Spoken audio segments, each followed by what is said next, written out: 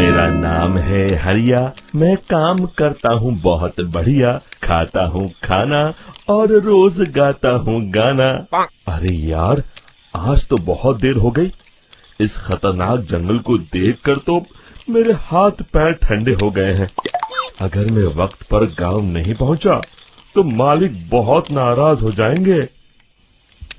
तभी हरिया को एक आवाज सुनाई देती है। सुनिए हरु जी। अरे, ये आवाज किसने दी? तभी हरिया को सामने कुछ दूर एक औरत खड़ी दिखाई देती है। अरे भाई, ये औरत अकेली इतनी रात को इस जंगल में क्या कर रही है? चलकर पूछना पड़ेगा। फिर हरिया अपनी बैलगाड़ी उस औरत के सामने लाकर रोक देता है और उससे पूछता है। अरे सुनिए, आप इतनी रात को इस खतरनाक जंगल में अकेली क्या कर रही हैं? तभी वो औरत मीठी आवाज में कहती है, अरे हरु जी, आप आ गए। मैं कब से आपका इंतजार कर रही थी। वैसे तो यहाँ से काफी लोग गुजर चुके हैं, लेकिन मैं खास आपका इंतजार कर रही थी। अच्छा, तुम सच कह रही हो? मुझे तो यकीन नहीं हो रहा है। वो क्या है ना, आज तक किसी ने मुझसे इतने प्यार से बात नहीं की। हाँ हाँ हरु जी, मैं सच कह रही हूँ। अब देर मत करिए और जल्दी से मुझे मेरे घर तक छोड़ दीजिए। हाँ हाँ, कौन सी बड़ी बात है, अभी छोड़ देता हूँ। आप मेरे पीछे बैलगाड़ी में बैठ जाइए और मुझे रास्ता बताते चलिए। फिर वो औरत हरिया की बैलगाड़ी में बैठ जाती है और हरिया बैलगाड़ी हाँकता हुआ आगे चल पड़ता है। फिर उस औरत के बताए हुए रास्ते पर चलते चलते हरिया बैलगाड़ी लेकर एक काली गुफा के आगे आकर रुक जाता है। हरिया उस औरत से पूछता है, हाँ देवी जी, आपका घर कहाँ है? यहाँ तो एक गुफा के अलावा और कुछ नहीं है। तभी अचानक वो औरत हवा में उड़ने लगती है। देखते ही देखते उसका सुंदर रूप एक डरावनी चुड़ैल में बदल जाता है और वो जोर जोर से हंसती है। अरे तू तो एक नंबर का बेवकूफ निकला। तू तो बड़ी आसानी से मेरी बातों में आ गया। अरे मर गया रे, ये तो एक चुड़ैल है। हे भगवान बचा ले, ये तो बड़ी डरावनी दिखाई दे रही है। और फिर अगले ही पल हरिया की बैलगाड़ी में रखा सारा सामान हवा में उड़ता हुआ उस काली गुफा के अंदर चला जाता है और वो चुड़ैल भी उस गुफा के अंदर जाकर कहीं गायब हो जाती है। हरिया ये नजारा देख बुरी तरह घबरा और परेशान हो जाता है। अरे, ये चुड़ैल तो मेरा सारा सामान लेकर गुफा में गायब हो गई। अब क्या होगा?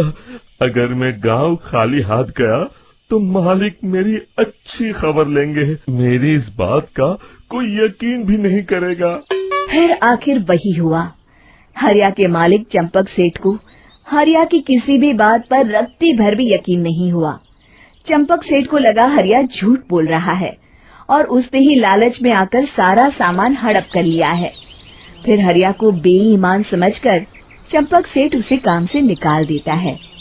अगले दिन अपनी दुकान में परेशान बैठा चंपक सेठ गुस्से में बड़बड़ाता है। अरे, दुकान में तो सामान बिल्कुल भी नहीं है।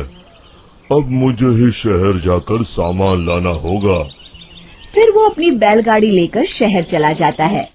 शहर से सामान लेकर जब चंपक सेठ वापस गांव लौट रहा होता है, तभी उसे एक आवाज सुनाई देती है। चंपक जी, ओ चंपक जी। अरे, ये तो कोई मेरा नाम लेकर मुझे पुकार रहा है। फिर उस रास्ते में वही औरत खड़ी दिखाई देती है। फिर क्या था, हरिया की तरह चंपक सेठ भी उस औरत के पास अपनी बैलगाड़ी लेकर जाता है और वो भी उसकी चिकनी चुपड़ी बातों के मुंह जाल में फंस जाता है। फिर चुड़ैल उसे भी अपनी गुफा तक ले जाती है और उसका सारा सामान लेकर गुफा में गायब हो जाती है। बेचारा चंपक सेठ लाचार होकर खाली हाथ गांव लौट आता है। फिर ये उस जंगल में रोज की बात हो जाती है। जो कोई भी शहर से कुछ लेकर गांव की तरफ लौटता, वो चुड़ैल उसे बेवकूफ बनाकर उसका सारा सामान लेकर गुफा में गायब हो जाती। एक दिन हरिया एक लकड़हारे को उसी जंगल की तरफ जाते हुए देखता है। फिर हरिया उसे रोकते हुए कहता है, अरे भाई, क्यों अपनी मौत को दावत दे रहे हो? मेरी बात मानो, आगे जंगल में मत जाओ, वहाँ एक बड़ी भयानक चुड़ैल रहती है। लकड़हारा हरिया की बातों को नजरअंदाज करते हुए कहता है, अरे भाई, मुझे पहले ही बहुत देर हो चुकी है, मुझे जाने दो भाई। शाम तक लकड़ियाँ काट कर शहर के बाजार में बेचना है। तुम अपनी ये कहानी किसी फुर्सत में बैठे इंसान को सुनाओ, मैं तो चला। इतना कहकर लकड़हारा वहाँ से आगे जंगल की तरफ चला जाता है। फिर अगले दिन गांव के मुखिया के घर के बाहर बहुत सारे लोग जमा हो जाते हैं। तभी हाथ में कुल्हाड़ी लिए खड़ा लकड़हारा कहता है, अरे मुखिया जी, अब आप ही हमें बचाइए उस जंगल वाली चुड़ैल से। हमारा सारा काम तो शहर से ही होता है।